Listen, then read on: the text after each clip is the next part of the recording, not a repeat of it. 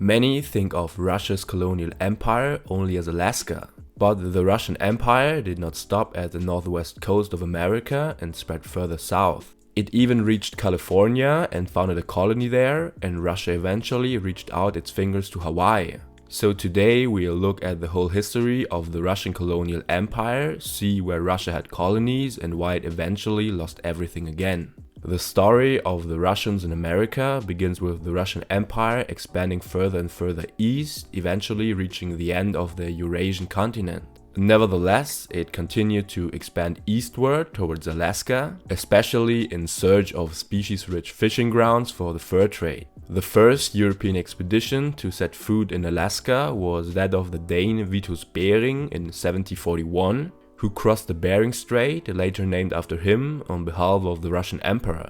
Only a few years later, the first Russian fur trappers also reached Alaska, and the first towns were founded in Alaska to improve hunting. The capital was Kodiak, which became the main fur trading center in Northwest America. In 1795, all fur hunting companies were merged to form the Russian-American Company, which now had a monopoly on fur hunting. The goal, similar to other colonial powers with their West and East India companies, was not only to advance trade, but also to colonize more and more land. This worked very well because, especially through the sale of sea otter pelts to China, business flourished and the colonies could grow more and more. But the Russian urge to explore was far from exhausted, and more voyages of discovery were undertaken to even more southern regions. One of the founders of the Russian-American Company even developed a plan to take the entire North American Pacific coast into Russian possession.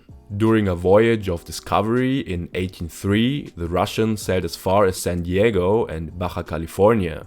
During the voyage, the explorers also found abundant sea otters, which was very convenient since the sea otter population in Alaska was becoming depleted. Another problem for the Russians in Alaska was that the harsh environment in the far north made it very difficult to maintain the colonies and provide the settlers with sufficient supplies. Therefore, they increasingly turned their eyes to the warm California. Even though this had already been taken possession of by the Spanish, it was still far too sparsely populated and there were numerous free as yet unsettled areas. Therefore, the Tsar sent an expedition to California to find a suitable place for a first settlement. Bodega Bay, which was located north of San Francisco Bay, was chosen as the best location for a colony. The area was rich in raw materials and the bay had a good strategic location in case the Spanish came knocking. The settlement was completed relatively quickly and inaugurated in 1812 on the name day of Tsar Alexander I.